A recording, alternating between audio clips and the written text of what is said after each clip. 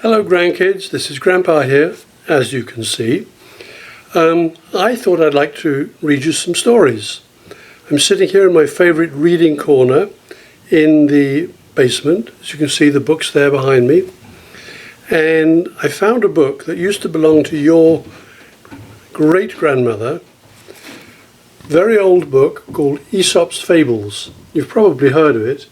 You've probably heard of the story of, I know you have, the story of the tortoise and the hare. Well, that's one of the original Aesop's Fables. So I thought I'd read a couple of them to you, one by one, and if you like them, I can read some more. Let's get reading. So here's the cover of the book again. As you can see, it's very old and battered, and when you come to stay with us next time, you can have a look at it. The stories in it were written by somebody called Aesop. Here's a statue of Aesop. He lived a long time ago. At the time, the temple to the god Zeus was being built 2,500 years ago. That means 500 years before Jesus was born. This book belonged to my mother, your great-grandmother, whose name was Mary Welch. And here's a picture of her when she was probably about the age when she was reading this book. This picture's about 90 years old. Anyway, enough of history. Let's get on to read the book. The Miser.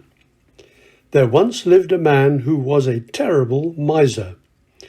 Whenever he got any money, he never thought of the pleasant and good things he could do with it, but only of the best way to hide it, so that nobody could steal it from him. He put it in this place and that, thinking first one and then the other safer. At last he hid all of it in a big hole in the cellar, and placed a heavy stone on the top. By this time he was so afraid of being robbed that he seldom gave himself even the pleasure of lifting the stone and peeping at the gold below. But one day, when he had not seen his money for several months, he thought he would give himself the treat of counting it over. He crept down to the cellar in the dark, with a candle to light the way.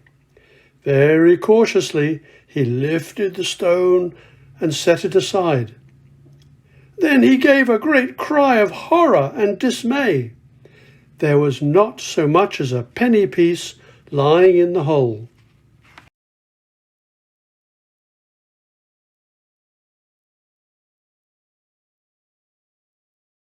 Some thief who had found out about the gold had come long ago and stolen it.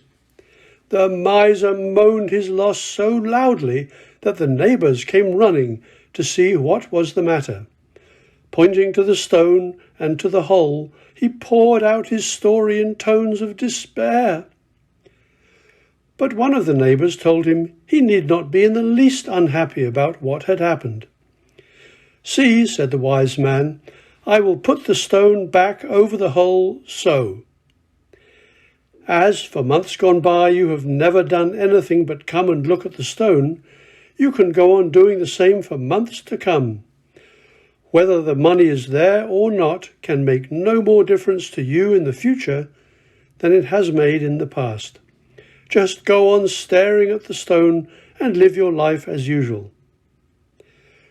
With this good advice, all the other neighbours agreed, so they went away quite cheerfully and left the miser sitting alone in the cellar with the candle and the stone. The end. Well, I enjoyed that. If you want me to read more, just tell me.